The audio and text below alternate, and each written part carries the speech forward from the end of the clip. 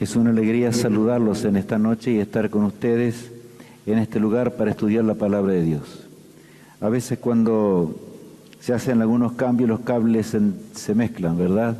Y es lo que pasó porque hoy se estuvo haciendo algunos cambios y evidentemente hubo un problemita. Esperemos que mañana ya no haya ese problema y todo marche correctamente o marche bien. Nos sentimos gozosos de poder estudiar juntos la palabra de Dios. ¿Por qué digo así? Solo si estudiamos concienzudamente las cosas del Señor, podremos vencer en un tremendo conflicto que tenemos en este mundo.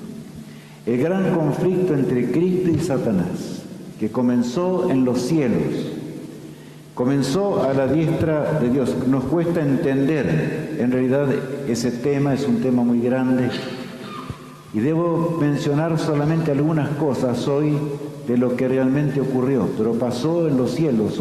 La Biblia dice una guerra en los cielos, de tal manera que la tercera parte de los ángeles de Dios decidieron una rebelión contra su Creador, guiados por Lucifer, que había sido un ángel glorioso y esplendoroso, pero ahora ya no quería hacer más la voluntad de Dios.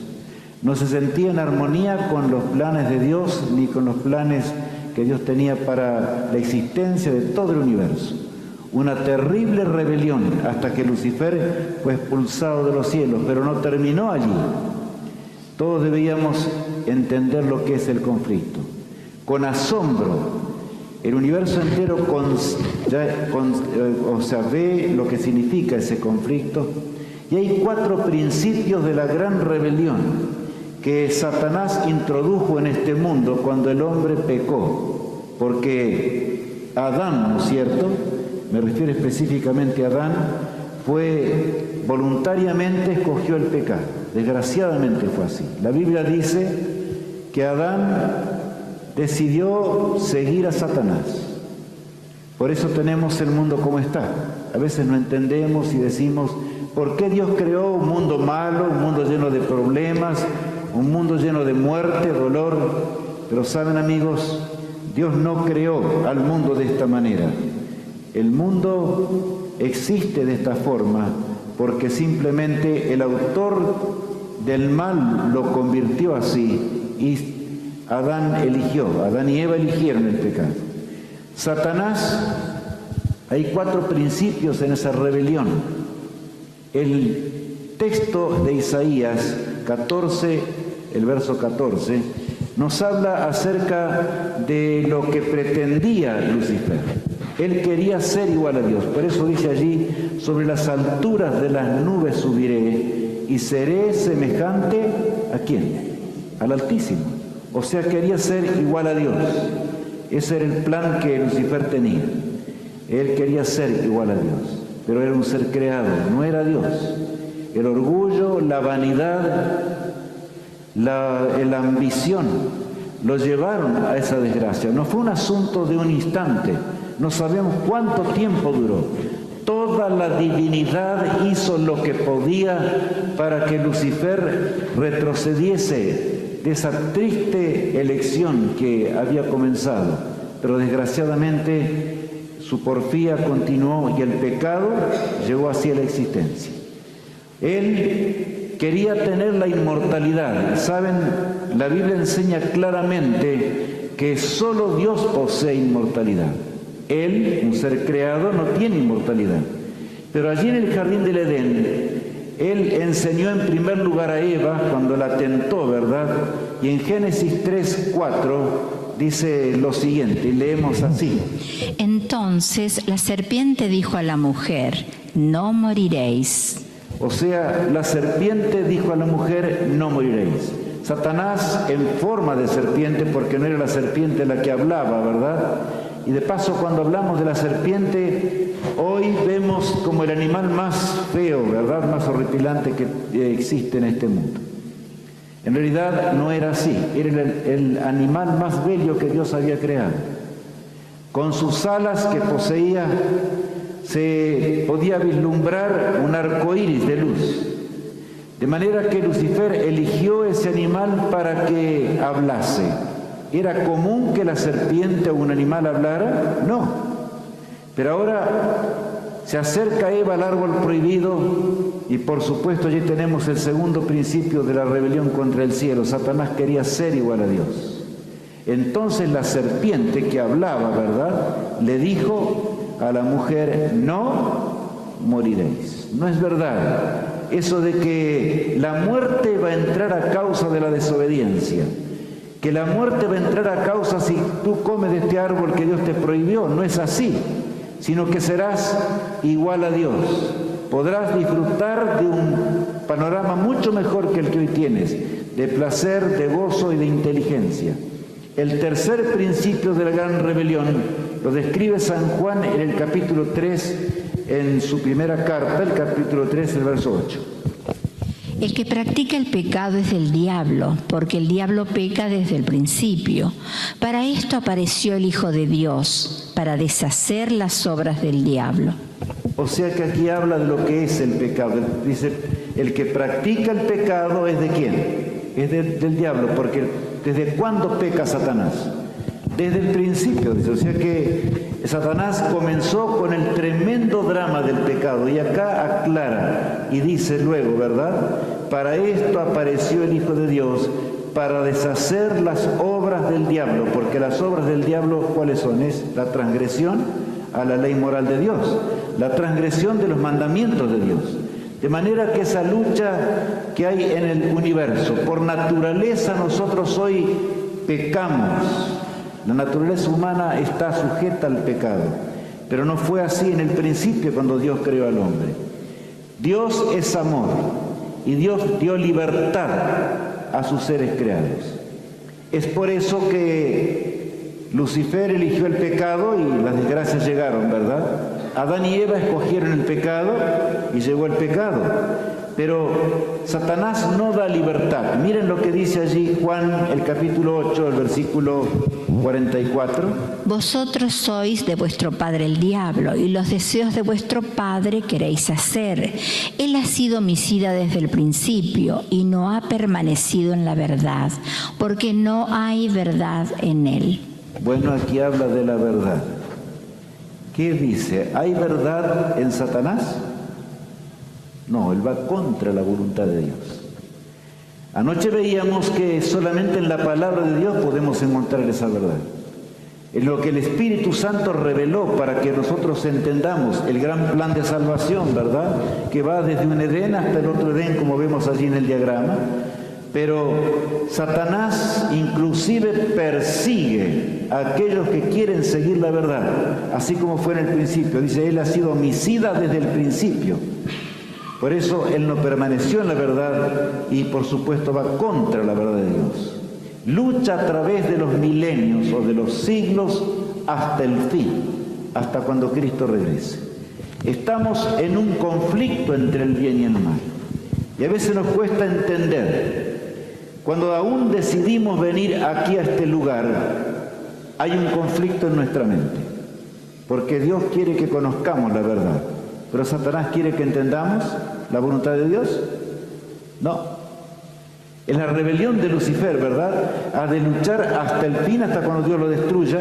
Pero el hombre tiene libre albedrío gracias a Cristo que murió en la cruz del Calvario.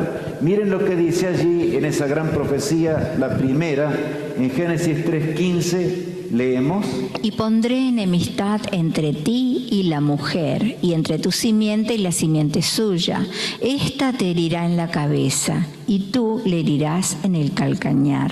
De manera que la vida cristiana, yo les pregunto, en realidad, es una vida en esta tierra. Es todo placer, todo gozo, no hay conflictos, no hay ningún dolor en este mundo. De acuerdo al pasaje que hemos leído, ¿qué dice la palabra de Dios? ¿Hay luchas o no hay luchas? Sí. Es un conflicto, es una guerra. ¿Y cuántos no solamente interpretan mal, sino que enseñan mal, verdad? Y prometen libertad, prometen honores, prometen fortunas. ¿Por qué? Si aceptas a Cristo, todo te irá bien. ¿Es así? En esta vida no, amigos. Es una lucha entre el bien y el mal. El mundo así como está, Dios no lo creó de esta manera. Nosotros escogimos el pecado. Cristo vino para morir y liberarnos del pecado, tal cual nos prometió allí en los portales del Edén, ¿verdad? Pondré enemistad, dice, entre ti y la mujer. En este caso se refiere a la descendencia de Eva. Entre tu simiente y la simiente suya. Esta te herirá en la cabeza y tú le herirás en el calcañar. O sea, habría una guerra de Satanás contra los verdaderos hijos de Dios. Contra aquellos que quieren hacer la voluntad de Dios, con aquellos que quieren seguir los planes de Dios. Ya en los portales del Edén, muy poco tiempo después que el pecado había entrado, la historia de Caín y Abel, pienso que muchos la conocemos, o la mayoría, ¿verdad? Caín sirvió a Dios un tiempo, pero después eligió su propia voluntad. Dios había pedido que se sacrificase un corderito que simbolizaba a Cristo que moriría en la cruz del Calvario por nuestras transgresiones. El cordero sin mancha y sin arruga. Pero un día Caín dijo, ¿y por qué yo tengo que sacrificar un cordero? ¿Acaso no puedo tomar de los mejores frutos de la tierra, ponerlos sobre el altar? ¿Y Dios no va a aceptar acaso esto? Saben, amigos, la voluntad de Dios no la puede determinar el hombre, ¿verdad? Este es el centro del conflicto entre el bien y el mal. El mismo centro entre el bien y el mal. La razón por la cual miles se perderán, pero los que hacen la voluntad de Dios alcanzarán la vida eterna. Gracias al poder de Jesús podemos hacer la voluntad de Dios. Su hermano Abel, él fue fiel a Dios. La Biblia nos cuenta como cuando colocó un cordero, el Señor aceptó el sacrificio que que Abel estaba ofreciendo. Y ahora Caín se enojó contra su hermano Abel. ¿Puede haber amistad entre la verdad y entre el error? ¿Puede haber amistad entre la luz de la palabra de Dios y lo que va contra la palabra de Dios? No, no olvidemos esto. Porque cuando salimos de este lugar vamos a encontrar a millones que no hacen la voluntad de Dios. En realidad hay lugares que se llenan de miles de personas en el nombre de Dios y no hacen la voluntad de Dios. Hacen como Caín, quieren una religión propia para seguir contra los planes de Dios y los planes del cielo. Seguir el camino más fácil, no el camino de la voluntad de Dios. Abraham fue un hombre que existió 2000 años después de que el pecado había entrado en el mundo. Señalo aquí en el diagrama, allí tenemos en la pantalla, ¿verdad? Y aquí que Abraham fue fiel a Dios, guardó los mandamientos de Dios, anduvo en los caminos de Dios. Por la fe se mantuvo en armonía con la voluntad de Dios. Dice allí en Génesis 26, el verso 5, lo siguiente. Por cuanto oyó Abraham mi voz y guardó mi precepto, mis mandamientos, mis estatutos y mis leyes. Bueno, acá dice que Abraham oyó la voz de Dios, ¿verdad? ¿Y la oyó solamente o qué hizo? Guardó mis mandamientos, mis estatutos y mis leyes. A pesar de que todavía la ley no había sido escrita en tablas de piedra, eso ocurrió en el año 1445, ¿verdad? Antes de Cristo, pero ya, por supuesto que el hombre sabía lo que era el bien y el mal. Abraham fue fiel a Dios.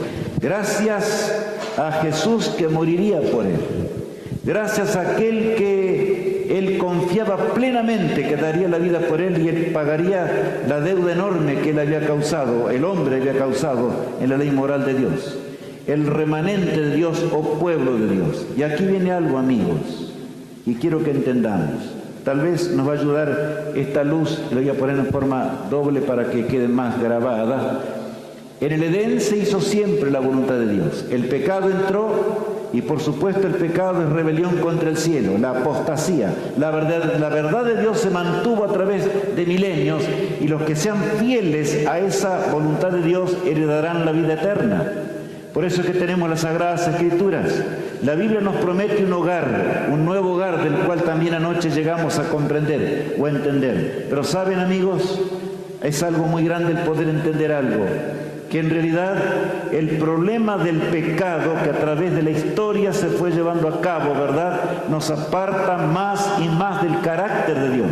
Ahora bien, millones no quieren hacer la voluntad de Dios. Elaboran un plan diferente.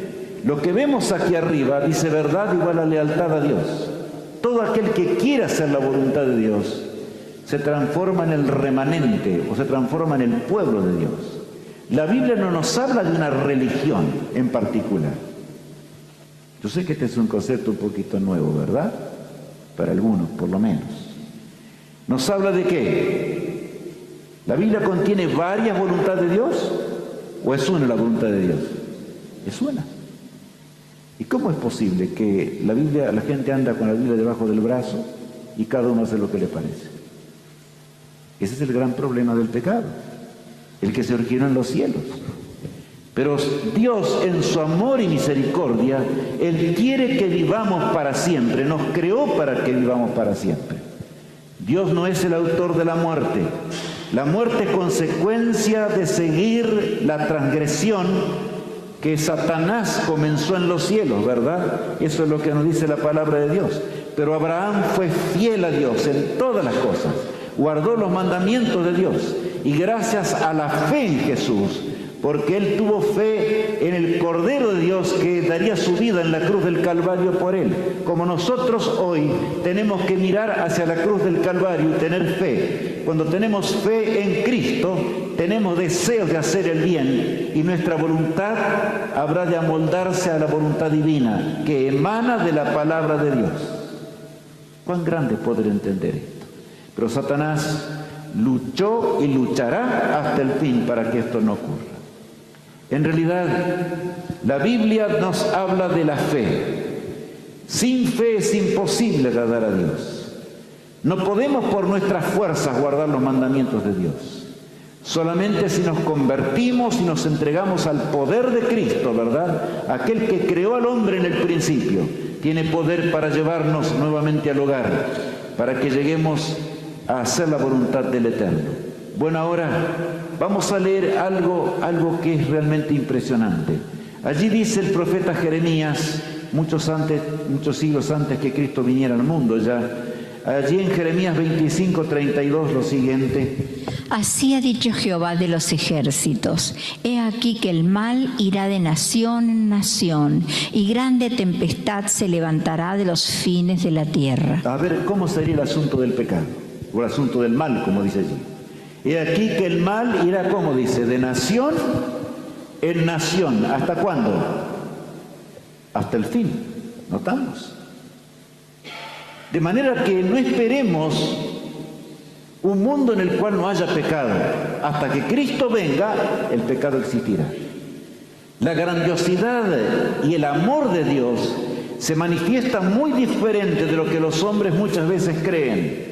El amor de Dios se manifiesta en que Dios se reveló para que nosotros, o nos dio la revelación, nos dio las profecías, para que entendamos el tiempo en el cual vivimos del gran conflicto entre el bien y el mal, y para que podamos entender también la voluntad de Dios, y gracias a Jesús, por el poder de Cristo, podamos hacer la voluntad de aquel que dio su vida en la cruz del Calvario, para que nosotros podamos vivir para siempre. ¿No es grande el amor de Dios? Cuán grande es el amor de nuestro Dios, ¿verdad? Pero allí dice todavía, y se levantará de los fines de la tierra, o sea que en los fines de la tierra habría mayor lucha. Ahora habla aquí de los líderes religiosos. Yo con temor y temblor les hablo de esto, amigos, este pasaje. Vamos a leer ahora el versículo allí 34 y 35, que dice lo siguiente. Aullad, pastores, y clamad, revolcaos en el polvo, mayorales del rebaño, porque cumplidos son vuestros días para que seáis degollados y esparcidos, y caeréis como vaso precioso, y se acabará la huida de los pastores y el escape de los mayorales del rebaño. Bueno, aquí dice mucho. Yo les pregunto ahora, vamos a hablar de Satanás, de Lucifer, que recién hablábamos al comienzo. Yo les pregunto, ¿Satanás realmente cree en Dios? Me hacen sí, mucho, es verdad. Satanás es religioso. Ahora les hago otra pregunta. ¿Hace la voluntad de Dios? No. Ahí está. Y la Biblia dice que Satanás tiene muchos que le siguen, ¿verdad? Yo en estos días tendré que ser muy claro en algunas cosas. Ustedes vienen acá para estudiar, para aprender, para conocer la palabra de Dios. Yo podría hablarles un poco raro, tal vez esquivando algunas cositas, o no nombrando por nombre ciertas cosas que deben ser dichas con claridad.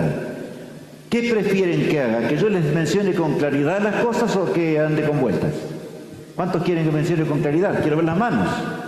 Bueno, ustedes ahora me dijeron que sí, no me vayan a pegar desde afuera. Vamos a decir las cosas, tiene que ser así.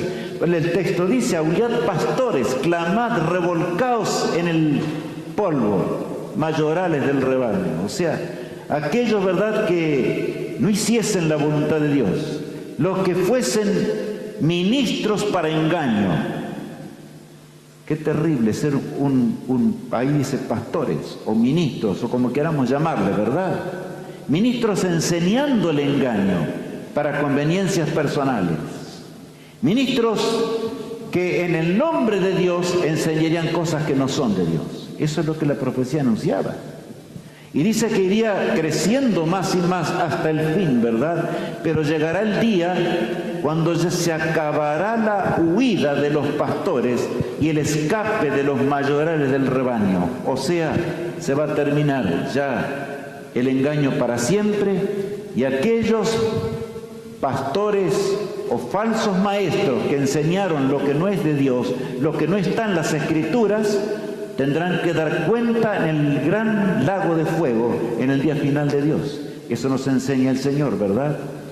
Ahora vemos a Daniel mostrándole a Nabucodonosor, los que vieron ayer, por eso es que va todo relacionado uno con lo otro. ¿Saben, amigos? Ayer vimos la visión que Dios le dio al joven Daniel, el profeta de Dios. En realidad él interpretó la visión que había visto Nabucodonosor. Y nos llevó hasta el fin, hasta el día cuando Cristo habrá de regresar. Amigos, salimos entendiendo de que nos encontramos viviendo el fin de la historia, porque ya pasó los 4 imperios universales, nos encontramos viviendo en los días de los pies de hierro y de barro, ¿verdad?, en esa mezcla.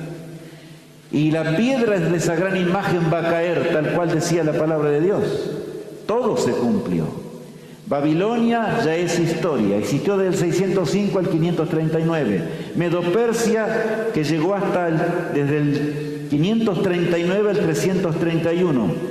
Dios había anunciado que vendría un segundo imperio, luego un tercer imperio mundial, Grecia, del 331 al 168 a.C.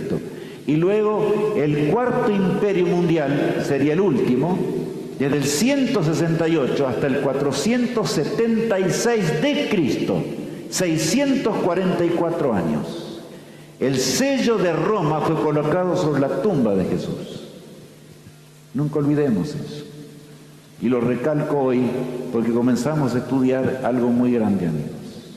Una profecía que va a la par de Daniel 2, que estudiamos ayer. Va simultáneamente casi. Bueno, Roma fue el último imperio. Los hombres lucharon para establecer el quinto imperio. Los hombres están luchando actualmente para establecerlo. El nuevo orden mundial del cual hablamos ayer, que religiosos y políticos están unidos para establecerlo en la tierra, es la lucha para establecer un nuevo orden de cosas en esta tierra. Pero ¿podrá el hombre establecer un milenio de paz en este mundo? No, la Biblia dice que no. Sino que Cristo vendrá y va a terminar con todo. Justamente cuando los hombres estuviesen diciendo paz y seguridad, vendría destrucción sobre esta tierra. Un mundo dividido, y en esos días Dios habría de terminar con el pecado. El reino de Dios va a establecerse y será un reino eterno. Nunca más habrá gemido, dolor y tristeza. Ahora la visión de Daniel capítulo 7 es paralela y muestra la lucha entre el bien y el mal. Así como la visión que vimos, la estatua nos mostraba los reinos que vendrían, ¿verdad? Y cómo estaría el mundo hasta la venida de Cristo.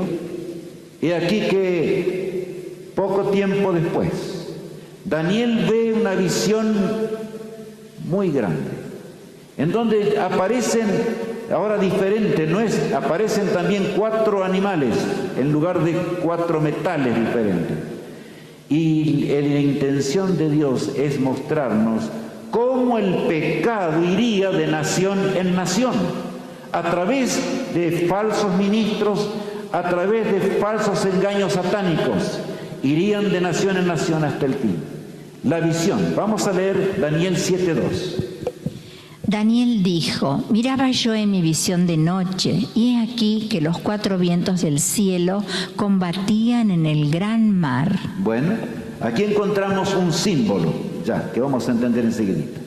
Miraba yo en la visión de la noche, dice Daniel, y he aquí que los 4 vientos del cielo combatían en el gran mar. Habla de un conflicto, una batalla, ¿verdad? Ahora bien, ¿qué significa allí 4 vientos? ¿Por qué dice así? Vamos a leer el pasaje. Leamos allí Jeremías 49. Traeré sobre Elán los 4 vientos de los 4 puntos del cielo, y los aventaré a todos estos vientos, y no habrá nación a donde no vayan fugitivos de Elán. O sea que habla aquí de la guerra, o sea, los vientos significan guerra, conflicto. Aquí habla de que vendría luchas, conflictos entre las naciones, ¿verdad? Hasta el fin. ¿Por qué digo entre las naciones? Porque ahí habla del mar. En la profecía, el mar es símbolo de algo. Notemos lo que dice allí en Apocalipsis 17. Me dijo también: las aguas que has visto donde la ramera se sienta son pueblos, muchedumbres, naciones y lenguas. Allí menciona un poder ya que va en rebelión contra el cielo y contra Dios. Pero no puedo decirlo hoy. Mañana vamos a entender más de cerca esto. Me dijo también: las aguas que has visto, donde la ramera se sienta, porque la Biblia nos habla de una mujer pura. ¿Se acuerdan que leímos el texto hoy, la descendencia de la mujer que hiciese la voluntad de Dios? También habla de una mujer que no haría la voluntad de Dios, por eso dice la mujer ramera, que transgrediría, que habría de transgredir la voluntad divina. Bueno, acá dice el texto bíblico, ¿verdad?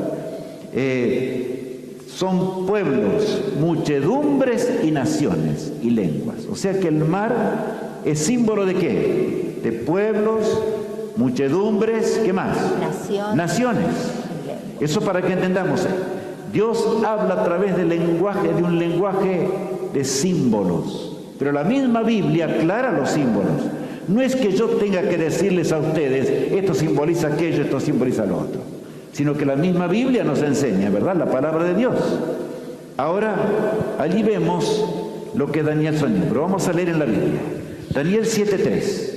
Y 4 bestias grandes, diferentes la una de la otra, subían del mar. Bueno, acá dice 4 bestias grandes, diferentes la una de la otra, subían ¿de qué?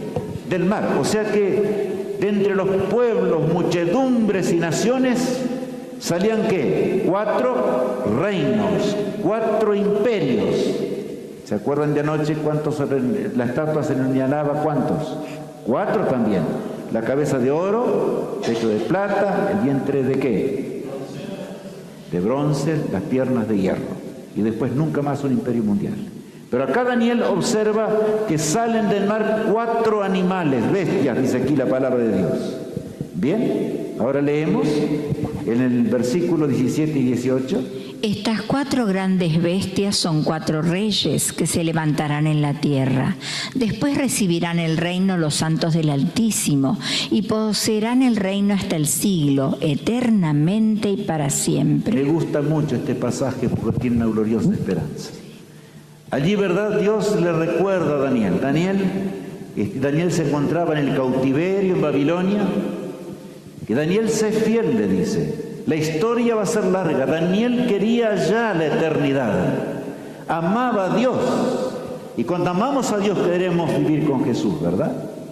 Daniel quería vivir con Cristo. Y entonces dice que el ángel le dice, ¿verdad? Estas 4 grandes bestias son 4 reinos o reyes que se levantarán en la tierra. Y después que pasen esos 4 reinos mundiales a partir de Babilonia, recibirán el reino eterno, ¿quiénes? Los santos del Altísimo, o sea, el pueblo de Dios. ¿Y quién es el pueblo de Dios? Porque algunos se creen más que otros. Amigos míos, el que les habla y el que está, y todos los que estamos ahí sentados, somos iguales. Necesitamos de Jesús y su palabra. De lo contrario estamos perdidos, amigos. Por eso cada vez que yo vengo a hablar aquí o hablo en cualquier parte de otro lugar, me acuerdo que debo decir la verdad que emana de la palabra de Dios. Porque un día el Señor pedirá cuenta de lo que yo estoy diciendo. ¿O no es así? Que leíamos recién.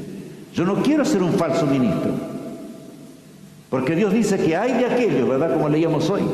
Acá dice que recibiremos el reino eterno. Qué día glorioso será aquel cuando podamos vivir por la eternidad en un mundo sin dolor, sin tristeza, donde la mente humana no se fatigará como aquí en la tierra, donde cada día subirán o surgirán nuevas alturas que alcanzar en ese nuevo hogar eterno que Dios nos va a dar para siempre. Cristo vendrá, representado por esa piedra que destruirá y terminará con este mundo malo, arruinado por el pecado, y nos dará un mundo nuevo, donde no habrá más gemido, dolor ni tristezas. Ahora bien, visiones son visiones paralelas, y ahora tenemos, ¿verdad?, lo que Daniel vio en visión. En primer lugar, la estatua, luego las 4 bestias. Babilonia, no Egipto ni Siria. Estoy diciendo esto porque tal vez alguno escuchó alguna cosa por ahí. Solamente quiero decirles que Daniel, ¿se acuerdan lo que tuvimos ayer? Dice, tú eres aquella cabeza de oro. ¿De dónde comienza a contarse entonces esta profecía? Desde Babilonia. La una y la otra, ¿verdad? Que representan al mismo imperio, ya vamos a leer enseguida. Bueno, luego continúa Medo-Persia, representado por otra bestia. En tercer lugar, Grecia, representado por un animal muy particular que leeremos enseguida. Y por último, el cuarto imperio mundial, representado por una bestia espantosa y terrible. Daniel nos va a decir, enseguida leeremos. Y por supuesto en la estatua que tenía piernas de hierro, un imperio largo, fuerte como el acero. Sin embargo, habría de dividirse en 10, así como tenemos 10 dedos en los pies. Ese fue el tema de ayer. Vamos a leer ahora Daniel 7:4. La primera era como león y tenía alas de águila. Yo estaba mirando hasta que sus alas fueron arrancadas y fue levantada del suelo y se puso enhiesta sobre los pies a manera de hombre y le fue dado corazón de hombre. Qué notorio es este pasaje. Yo no tengo tiempo de explicarles todo. Daniel ve la primer bestia que surge de entre los pueblos, muchedumbres y naciones. Ve a Babilonia, ¿verdad? Pero a través ¿de quién? Del león, como dice allí la Biblia. La primera era como león y tenía alas ¿de qué? De águila. Ustedes saben que el león se lo llama el rey de la selva, porque es fuerte, muy, muy fuerte.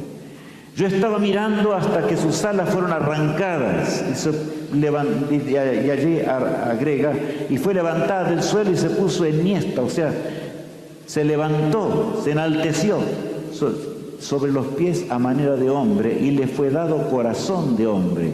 Me acuerdo en este momento en la manera en que Babilonia cayó. Estaban con Belsasar 1000 de sus príncipes, cometiendo adulterio sin importarles nada, bebiendo vino, como dice la palabra de Dios, estaban borrachos, ebrios. Cuando el fin para ese imperio llegó y en una sola noche terminó. Pero ahora, aquí el símbolo, ¿verdad?, es el león. ¿Por qué? Dice, le fue dado corazón de hombre. O sea que ese león representaba, Dios habla a Israel, inclusive a su pueblo, ¿verdad?, del pasado. Dice, el león sube de la espesura y el león el león sube de la espesura y el destructor, pues está mal allí, ¿no?, de naciones está en marcha. O sea que Babilonia arrasaba con todo lo que encontraba, aniquilaba con todo lo que encontraba en su paso. Ahora bien, allí tenemos el león y la cabeza de oro, desde el 605 al 539. Terminó en un solo día, amigos. Saben que en Babilonia estuvieron los 4 principios de la gran rebelión contra Dios. El monarca, o sea, el rey, era adorado como a Dios. Se creía que tenía atributos divinos. El centro mismo de la religión que existía en Babilonia, en ese tremendo imperio mundial, era la inmortalidad del alma. O sea que el alma es inmortal, pero Dios dice que solamente Él es inmortal. No hay, ¿verdad?, inmortalidad fuera de Dios. Por eso Jesús nos va a dar la inmortalidad cuando nos saque del polvo de la tierra en el día final. La lucha contra la ley moral de Dios. Babilonia persiguió al pueblo de Dios, leíamos recién, ¿verdad? Persiguió al pueblo de Dios, lo persiguió en gran manera. Y por eso encontramos aquí que la ley moral de Dios fue fácil guardarla en los tiempos de Babilonia. No, amigos, siempre fue difícil, porque este mundo no está de acuerdo a las leyes morales de Dios. Este mundo va en rebelión contra la ley de Dios. Este mundo va en contra de lo que Dios estableció, la ley moral que rige el universo entero para los seres inteligentes. Satanás la puso en tela de juicio, él fue el primero que pecó, así engañó a nuestros padres, por lo tanto en este mundo impera el pecado hasta el fin, como leíamos. Algunos dicen, no, el pecado solamente estaba, pero cuando Cristo murió en la cruz ya terminó la ley. ¿Es así? No, ¿se puede matar? ¿O debemos matar? ¿Debemos robar? ¿Debemos codiciar? No, solamente mencioné 3 mandamientos. Podemos leer la ley de Dios en la palabra de Dios, los 10 mandamientos, ¿verdad? Ahora, Dios tuvo un remanente, sin embargo, en Babilonia, que guardó los mandamientos de Dios y que aceptó la voluntad divina en su vida, ¿verdad? Ahora la segunda bestia parece lo siguiente. Y he aquí otra segunda bestia semejante a un oso, la cual se alzaba de un costado más que del otro, y tenía en su boca 3 costillas entre los dientes, y le fue dicho así: levántate, devora mucha carne. Bueno, dice aquí otra segunda bestia semejante a un oso, la cual se alzaba de un costado más que del otro, y tenía en su boca 3 costillas. Esos problemitas que hay ahí es porque hubo un problema hoy acá y se mezclaron las letras un poquitito. Tenía 3 costillas, dice, en su boca, ¿verdad? Y le fue dicho así: levántate, devora mucha ¿qué? Mucha carne. O sea que sería realmente el oso, no es igual al león, es completamente diferente, pero aparece el oso con 3 costillas en su boca. ¿Qué simbolizaba todo eso? Bueno, vamos a ver dentro de instantes. Pero yo puedo decirles algo nomás, alguna cosita rápida. Medo-Persia existió desde el 539 hasta el 331 antes de Cristo. En realidad, cuando los medos y persas tomaron a Babilonia, ¿verdad?, ellos tuvieron que vencer primero a 2 poderes.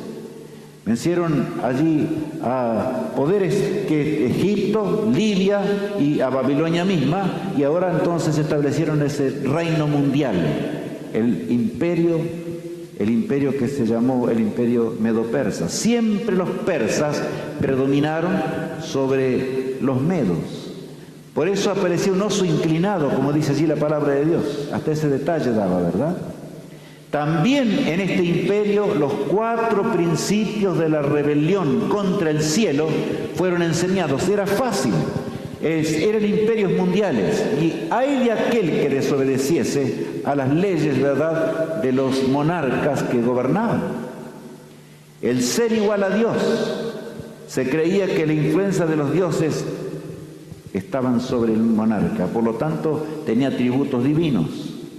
La inmortalidad del alma era la base del culto de los medo-persas. La lucha contra la ley de Dios, encontramos aún en la Biblia la historia del pueblo de Dios, cómo tuvo que luchar para ser fiel a Dios y andar de acuerdo a los mandamientos de Dios, porque el imperio no hacía la voluntad de Dios y se basaba en la persecución. O sea, los hijos de Dios fueron perseguidos aún. Ya Cristo lo había dicho en los portales del Edén, ¿verdad? Que Satanás habría de morder en el talón constantemente, una figura. pero que finalmente Cristo le daría el golpe mortal a Satanás en la hora final de la historia. Dios y su remanente existieron también en ese periodo. Dios tuvo un remanente, Satanás no pudo vencer. Ahora, allí en Daniel 7:6 leemos lo siguiente. Después de esto miré, y aquí otra, semejante a un leopardo, con 4 alas de ave en sus espaldas. Tenía también esta bestia 4 cabezas, y le fue dado dominio. Bueno, después de esto miré, y aquí otra, dice, otra bestia, ¿verdad? Semejante a un leopardo. ¿Ustedes conocen el leopardo? Tiene una característica muy particular. El leopardo es el animal más veloz, o sea, la bestia que corre llega a desarrollar hasta 120 kilómetros por hora corriendo. Pero aquí no solamente era un leopardo común, sino dice que tenía 4 alas en sus espaldas, de manera que pasaba corriendo a gran velocidad. Eso lo observa, ¿no es cierto?, el profeta, y va narrando. ¿Y saben ustedes que se cumplió en la historia esta realidad? Tenía también 4 cabezas el leopardo. Bueno, en realidad el imperio de los, y aquí vemos, ¿verdad?, la lámina, simplemente para que podamos recordar, desde el 331 hasta el 168 a.C. Ese leopardo que aparecía en la figura de la profecía se cumplió al pie de la letra. Alejandro Magno, el primero que arrasó la tierra, arrasaba en sus conquistas, iba tan veloz como un leopardo, pero repentinamente la muerte lo alcanzó. Anoche estábamos estudiando acerca de ello. Murió siendo muy joven. Lloraba porque no había otro mundo para conquistar. Pero saben, a la muerte de Alejandro, y aquí ese imperio, suben sus cuatro generales, Casandro, Lisímaco, Seleuco y Ptolomeo, y toman posesión totalmente del imperio, y así es regido el imperio. Por eso la bestia aparece ahora con 4 ¿qué? Cabezas. O sea que se establece una división, pero conservan el imperio dirigiéndolo así, de esta forma, en 4 porciones, 4 cabezas tenía el leopardo. Se cumplió la profecía. Y saben lo más impresionante, que en Grecia, amigos, también el ser igual a Dios era lo que primaba en los que líderes, ¿verdad?, o los que dirigían todas las cosas. La inmortalidad del alma, el tema de la inmortalidad del alma fue más que floreciente en Grecia. Nos llegó hasta el día de hoy con claridad. Las filosofías griegas, ¿verdad?, llegan desde ese tiempo. De manera que no nos extrañemos.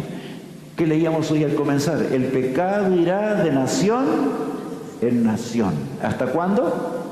Hasta cuando Cristo regrese. Amigos míos, no hay confusión en la palabra de Dios. Los hombres la hacen difícil. Pero con entender lo que es el pecado, Dios dice que el pecado siempre es el mismo y que Satanás habría de luchar para inculcarlo a través de la fuerza, inculcarlo. Y mientras existían los imperios mundiales, guerreó contra Dios y le era fácil perseguir al pueblo de Dios. Si era posible aniquilarlo, nunca pudo aniquilarlo, porque Dios tuvo un remanente, ¿verdad?, como ya estudiamos. Dios tuvo un remanente. Remanente significa ese residuo que era fiel ¿a quién? A Dios. Leal a Dios. Ahora, ¿era mayoría los que eran fieles a Dios? No, siempre fue una minoría. De manera que si alguno se siente tentado de no ser fiel a Dios, porque bueno, mi vecino, el otro que está por allá, el otro que vive más en tal, ellos dice que son cristianos, sirven a Dios, pero hacen lo que les parece. No siguen lo que está en la palabra de Dios. ¿Esa es una excusa que Dios va a aceptar? De ninguna manera, ¿verdad? Entendamos bien lo que Dios nos está hablando, ¿verdad? O diciendo, el pecado iría de nación en nación. Ahora llegamos a la 4ª bestia, Daniel 7:7. Después de esto miraba yo en las visiones de la noche, y aquí la cuarta bestia, espantosa y terrible, y en gran manera fuerte, la cual tenía unos dientes grandes de hierro, devoraba y desmenuzaba, y las sobras hollaba con sus pies, y era muy diferente de todas las bestias que vi antes de ella, y tenía 10 cuernos. Bueno, aquí vemos una bestia que el profeta no le encuentra nombre. No tiene nombre, solo dice que era espantosa y terrible, y en gran manera ¿qué? En gran manera fuerte. ¿Cómo eran las piernas de hierro? Fuertes. De manera que ahora acá Daniel observa a la cuarta bestia. Dice que estaba mirando en la visión, era espantosa, terrible, en gran manera fuerte, la cual tenía unos dientes grandes de hierro. Y ustedes saben que, y la menciona todavía, el arma de un animal, ¿verdad? Es que son los colmillos o su dentadura y también sus garras. Dice que allí tenía dientes grandes de hierro, devoraba, desmenuzaba, y lo que le sobraba, oleaba con sus pies. Hasta ese detalle se cumplió en la historia. Roma fue tan cruel que cuando vencía a un pueblo, lo dominaba completamente, lo mutilaba, y si se les ocurría también los exterminaban. Corinto fue una de las ciudades eliminadas, quemadas simplemente por el Imperio Romano. La crueldad de Roma se hizo notar, esa disciplina férrea militar que tuvo, ¿verdad? Estaba descrita por la palabra de Dios en la profecía, mucho tiempo antes que Roma existiera. Ya Daniel lo vio en visión, el Señor lo reveló por amor para que nosotros entendamos su voluntad. Bestia espantosa y terrible, ¿verdad? Igual que las piernas de hierro. Lucha del pueblo de Dios. Bajo ese imperio nació nuestro Señor Jesucristo. Solamente les hago una pregunta. ¿Era fácil o le fue fácil a Jesús enseñar las verdades eternas cuando vino a este mundo? No. Muy difícil, ¿verdad? Porque Él era la revelación de quién, de Dios. Él enseñaba lo que el Espíritu de Dios había revelado a través de los siglos. Desde el nacimiento de Jesús hasta su muerte en la cruz del Calvario fue perseguido. El autor del pecado luchó contra Él mientras Él enseñaba la verdad y que emanaba de sus labios, ¿no es cierto?, todos los días. Desde el pesebre hasta la tumba, Cristo enfrentó la lucha terrible. El imperio romano, que de paso se lo llama la esponja de la historia, absorbió todos los dioses paganos que los imperios anteriores habían tenido. De tal manera que la Roma pagana, ¿verdad?, llegó a ser terrible. Pero Dios tuvo un remanente, Jesús y los que siguieron a Cristo, por supuesto. Como siempre, el gran pueblo de Dios. Y estoy hablando del gran pueblo de Dios. No estoy hablando de que de una religión. Los que enseñan primero el nombre de una religión, y aquí estoy hablando a todos, no a algunos, antes de enseñar este principio que estoy enseñando hoy, no conocen del todo la voluntad de Dios. ¿Por qué? Porque, amigos míos, el pueblo de Dios tuvo diferentes nombres de acuerdo al tiempo profético en el cual vivió. Pero el pueblo de Dios creyó lo mismo. Los que fueron fieles a Dios aquí, Abel, el primer mártir de la fe, ¿verdad?, fue fiel a Dios. Tenemos aquí a Enoc, Noé, Abraham, Moisés, Daniel, Jesús mismo, mártires que dieron su vida por Jesús. Fueron leales a la palabra de Dios. Ese es el remanente de Dios, es el pueblo de Dios, que se llamó de acuerdo al momento, ¿no es cierto?, en el cual le tocó vivir, simplemente, de acuerdo a lo que la profecía señalaba. Eso es todo. De manera que el llegar al cielo significa conocer la voluntad de nuestro Padre Celestial. Cristo murió en la cruz del Calvario. Él fue el remanente en forma especial, amigos míos. Nunca cometió pecado, dice la Biblia. Claramente se nos enseña eso en la palabra de Dios, por eso Él es nuestro Salvador.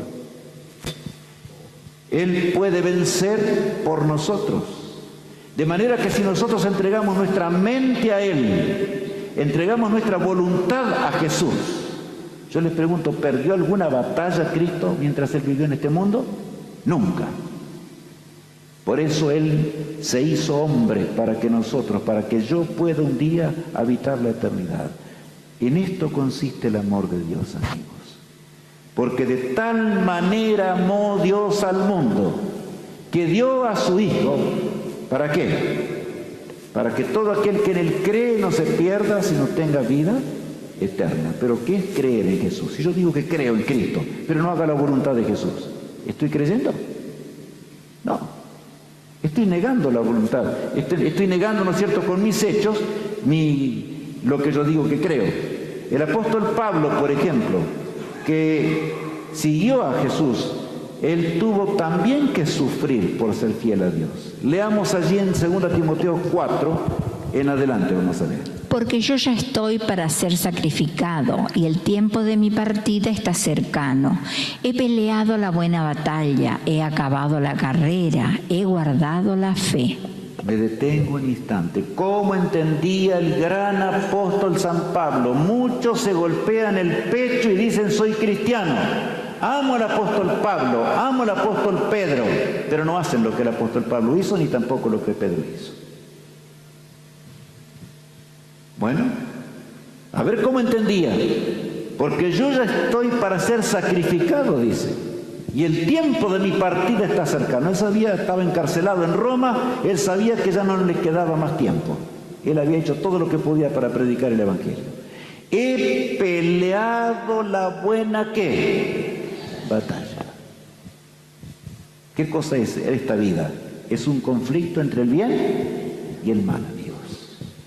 No podemos luchar un día sin luchar vivir un día sin luchar contra Satanás. La vida nuestra, si somos fieles, siempre el autor del pecado estará para tentarnos o para hacernos caer. Pero aferrémonos de nuestro amigo y poderoso Salvador que tenemos en los cielos. Aferrémonos de Cristo para, como decía Pablo, ¿verdad? He peleado la buena batalla, he acabado la carrera, he guardado, ¿qué? La fe. Qué hermoso texto es este. Poder llegar al borde de la tumba, porque el apóstol Pablo fue decapitado allí en las arenas de Roma, y el verdugo nada pudo hacer con él. Él marchó serena y tranquilamente cuando le llegó el turno, amigos. Con mi esposa un día estuvimos allí en la cárcel mamertina, que se cree que fue el lugar donde el apóstol Pablo pasó sus últimos días, horas. Allí un lugar completamente oscuro, en donde una pequeña abertura arriba permitía la entrada de la luz. Y el apóstol Pablo de la cárcel escribió lo que nosotros estamos leyendo en esta noche. Este mundo secularizado, este mundo donde el cristianismo es cualquier cosa, amigos, se atreve aún a negar la creación, se atreve a negar los mandamientos de Dios, a cambiar los mandamientos de Dios. Este mundo que va en rebelión contra el cielo ya estaba predicho, iría de nación en nación hasta lo último. Ahora bien, miren lo que dice el versículo 8. Por lo demás, me está guardada la corona de justicia, la cual me dará el Señor juez justo en aquel día, y no solo a mí, sino también a todos los que aman su venida. Aquí está la esperanza de gloria, amigos. El apóstol Pablo se gozaba en algo, a pesar de las pruebas. Él fue firme y hasta llegó a reprender a los monarcas más grandes de la tierra de sus días. Les habló del mensaje de la salvación. Ellos tenían que decidir, ¿verdad? Pero allí dice, por lo demás me está guardada la corona de justicia, la cual me dará el Señor, juez justo. ¿Cuándo nos va a dar la recompensa Cristo? ¿Cuándo? Algunos dicen, cuando morimos ya tenemos la recompensa. ¿Pero es eso? ¿Qué dice la Biblia? No, Rubenar. ¿Qué dice Dios? Por lo demás, me está guardada la corona de justicia, la cual me dará el Señor juez justo en aquel día, y no solo a mí, sino también a todos los que aman, ¿qué? Su venida. Yo les pregunto, ¿amamos realmente la venida de Cristo, amigos? ¿Estamos apurados para que Cristo regrese? ¿Estamos decididos a caminar en sus huellas, a andar en sus caminos y a prepararnos para encontrarnos con Jesús? Recordemos que no debemos seguir a los seres humanos. Solo debemos seguir al escrito está en la palabra de Dios y a Jesús, nuestro poderoso Salvador, ¿verdad? Ahora bien, dice aquí que Daniel quiso saber qué significaba esa bestia espantosa y terrible que él no lo podía entender. Leamos el versículo ahora del 19 en adelante. Entonces tuve deseo de saber la verdad acerca de la cuarta bestia, que era tan diferente de todas las otras, espantosa en gran manera, que tenía dientes de hierro y uñas de bronce, que devoraba y desmenuzaba y las obras holllaba con sus pies. Dijo así: la cuarta bestia será un cuarto reino en la tierra, el cual será diferente de todos los otros reinos, y a toda la tierra devorará, trillará y despedazará. El ángel le dijo a Daniel, yo te explico así, tú no la puedes ver, pero te digo que va a ser un poder terrible, un poder que va a pisotear todo lo que encuentre, un poder que no hará la voluntad de Dios, un poder que irá contra la voluntad divina, desmenuzará, hollará bajo sus pies, de manera que Daniel escucha con atención esa cuarta bestia.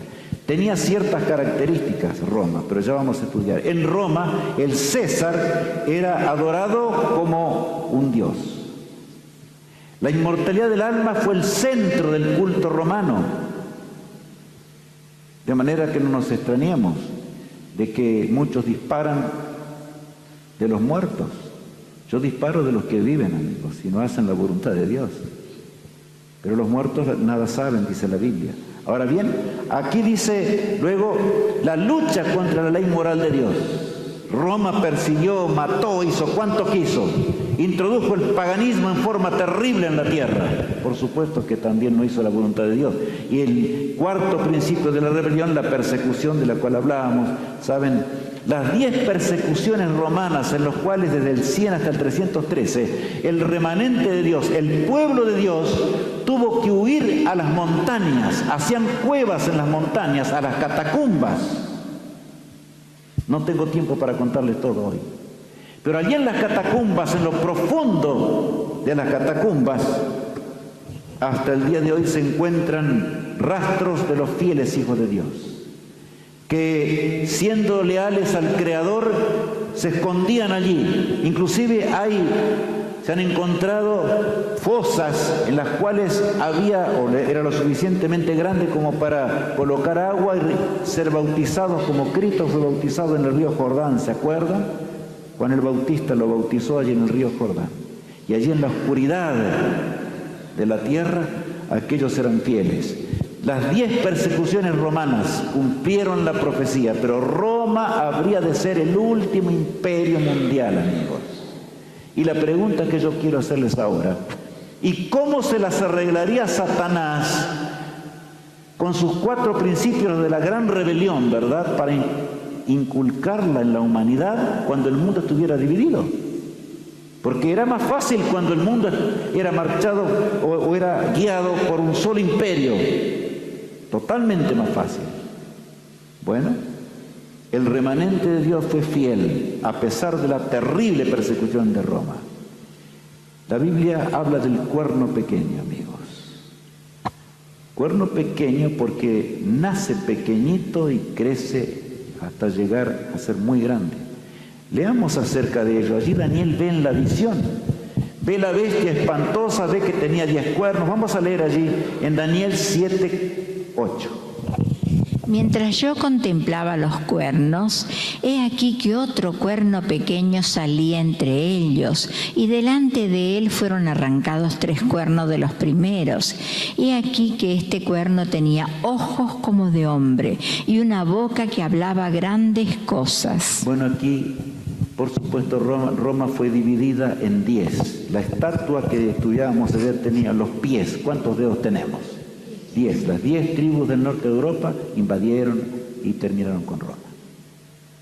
Acá aparece en la palabra de Dios, ¿verdad? Algo muy grande o similar.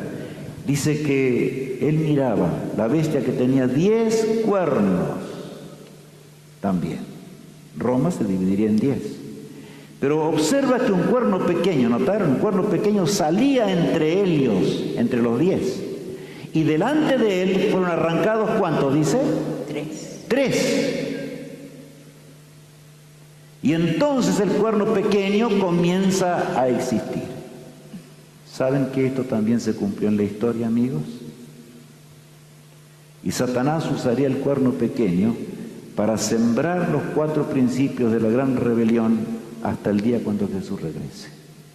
Trataría de anular la cruz del Calvario. Y amigos, ¿por qué digo anular la cruz del Calvario? Porque el creer en una cruz no es suficiente. Yo creo que Cristo murió por mí, haré la voluntad de Jesús. ¿No es así? Si yo creo que Cristo murió y resucitó, voy a creer que aunque yo esté muerto el día cuando Jesús regrese, Él me va a llamar a la vida y voy a vivir para siempre en la eternidad. Él es poderoso para hacerlo, ¿verdad? Por lo tanto, lo único que nos queda a nosotros es hacer la voluntad de Dios. Ahora bien, la profecía decía que el cuerno pequeño arrancaría o terminaría con 3. Y la historia dice que en primer lugar fue arrancado los érulos, que fueron uno de los 10, los vándalos y por último los ostrogodos. Y nace el cuerno pequeño, como vemos allí, ¿verdad? El cuerno pequeño que tenía una boca que hablaba grandes cosas o grandes palabras que iban contra la voluntad divina. Eso es lo que quiere decir ese cuerno pequeño, ¿verdad? En realidad, allí en Apocalipsis 17:11 le llama el octavo. Lo digo solamente, no es el tema de hoy, pero dice la bestia que era y no es también el octavo. ¿Por qué el octavo? Porque si arrancamos 3 y nace el cuernito pequeño, son 8 horas, ¿verdad? Eso es lo que estaba diciendo, solamente por la curiosidad de algunos que estamos estudiando la palabra de Dios. Y así en Apocalipsis a veces nos rompemos la cabeza. ¿Y por qué? Dice que aparece la bestia, una bestia que estaría hasta el fin, tiene el octavo. Bueno, también se lo llama el octavo en la palabra de Dios. Y veía yo que este cuerno hacía guerra contra los santos y los vencía, o sea, contra el pueblo de Dios. La explicación dada por el ángel a Daniel. Veamos cuál sería la obra del cuerno pequeño, Daniel 7:25. Y hablará palabras contra el Altísimo, y a los santos del Altísimo quebrantará, y pensará en cambiar los tiempos y la ley, y serán entregados en su mano hasta tiempo y tiempos y medio tiempo. Hablará palabras contra el Altísimo, y a los santos del Altísimo quebrantará, dice. O sea que perseguiría al pueblo de Dios. Pensará en cambiar los tiempos y la ley de Dios. O sea que iría contra los mandamientos de Dios, uno de los principios de la rebelión contra el cielo. Y serán entregados en su mano hasta tiempos y en medio de un tiempo. O sea, eso significa un tiempo largo de persecución que había en este mundo. En esta noche no lo vamos a estudiar. Bueno, a ver, veamos al cuerno pequeño. Tenía un rostro como de hombre, tenía una boca que hablaba blasfemias y hablaba contra los mandamientos de Dios. ¿Surge de qué imperio? De Roma, de manera que no hay cómo equivocarse. Surge de Roma, y yo diría también tendría el nombre de Roma. Hasta tal punto, la profecía es muy clara. Arrancaría 3 cuernos de los primeros, érulos, vándalos y ostrogodos. Surgió allí, ¿verdad? Y entonces habría grandes cosas contra la verdad de Dios, contra la palabra de Dios. Su obra sería político-religiosa, o sea que uniría la política y la religión. Yo les pregunto, amigos míos, ¿Cristo fue un político cuando estuvo en este mundo? No. Como cristianos, ¿tenemos que realmente ser políticos? Me refiero a poder ser políticos para ocuparnos de las cosas de esta vida y también las cosas de Dios. Jesús dijo, mi reino no es de este mundo. El reino del Señor no es de este mundo, ¿verdad? Su obra sería político-religiosa. Los cuatro principios de la rebelión, cuando el mundo estuviese dividido. Y allí los tenemos. Ser igual a Dios, o sea que ese cuerno pequeño tomaría sobre sí atributos que solo le pertenecen ¿a quién? A Dios, igual que Satanás. Enseñaría el culto a la inmortalidad del alma, o sea, sería una base de su culto. La lucha contra la ley moral de Dios, habría de tratar de cambiar la ley moral de Dios.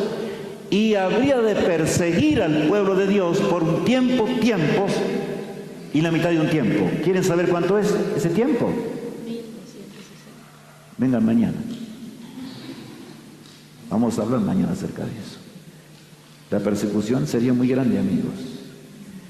San Pablo habla acerca de ello, porque miren lo que dice ya, él en sus días habla de esta manera. En 2 Tesalonicenses, leamos. Porque ya está en acción el misterio de la iniquidad, solo que hay quien al presente lo detiene hasta que él a su vez sea quitado de en medio. Bueno, San Pablo ve que ese misterio de la iniquidad estaba ya en sus días, pero mientras el imperio romano existiera como imperio no podía manifestarse. Cuando el imperio romano cayó y se dividió en 10, entonces surge el cuerno pequeñito, que era un poder religioso político, arranca 3 de los cuernos y comienza a crecer, y crece hasta nuestros días, no, más allá todavía. El versículo 8 dice, y entonces se manifestará aquel inicuo, a quien el Señor matará con el espíritu de su boca y destruirá con el resplandor de su venida. ¿Hasta cuándo duraría el cuerno pequeño, amigos? Hasta cuando Jesús regrese por segunda vez. ¿Está claro? Y sería el poder que usaría Satanás para engañar a las naciones en el nombre de Cristo. Por supuesto que allí comienzan conceptos raros, tremendamente raros. Yo no voy a saltar esto aquí, que es lindo. Saben, Dios dice algo.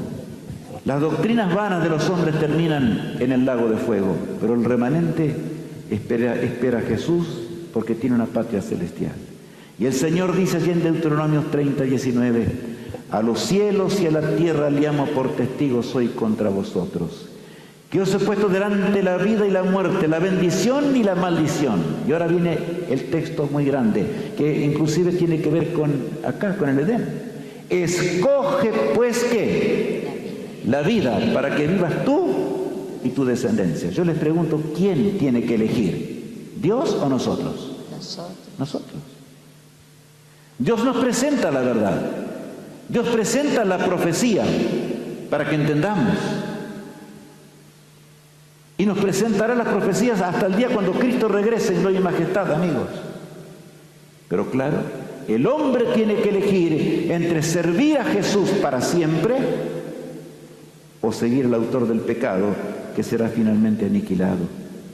Hay un hermoso cántico o himno que dice, Santa Biblia, para mí eres un tesoro aquí. Yo les pregunto, ¿no les parece que la palabra de Dios es un tesoro? ¿Cuánto creen que deberá ser un tesoro? Que Dios nos bendiga, amigos. Pongámonos de pie y vamos a cantar ese hermoso cántico que es un cántico lleno de esta esperanza.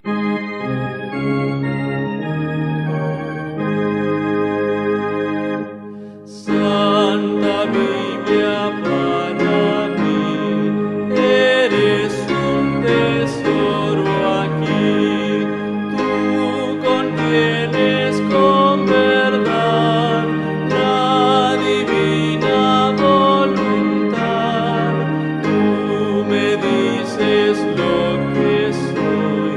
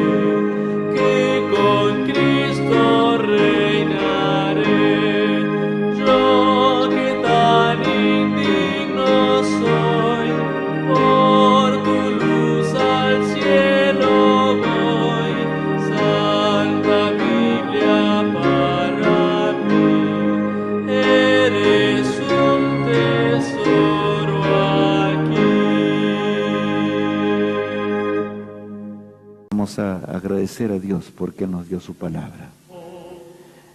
Querido Padre que estás en los cielos, te damos gracias por la cruz del Calvario, te damos gracias porque tú nos creaste y te damos gracias porque tú nos permites vivir al fin del tiempo cuando Cristo vendrá por segunda vez. Señor, has dado toda la luz para que no seamos engañados en esta hora del fin. Y mañana vamos a estudiar la profecía hasta cuando tú regreses. ¿Y quién es ese cuerno pequeño? Lo veremos por nombre con toda claridad. Que sembró el engaño y se lo sembrará hasta cuando Jesús regrese. Pero te suplico, Señor, que nos ayudes a hacerte fieles, a andar en tus caminos, a andar en tus huellas y pertenecer a tu remanente, a tu pueblo, para que cuando Cristo regrese podamos estar con el apóstol Pablo y con todos los fieles de todos los tiempos en el hogar eterno que tú estás preparando para nosotros. Bendice a mis caros hermanos y amigos, acompáñanos hasta nuestros hogares y tráenos mañana temprano para que podamos realmente disfrutar del tema que tendremos.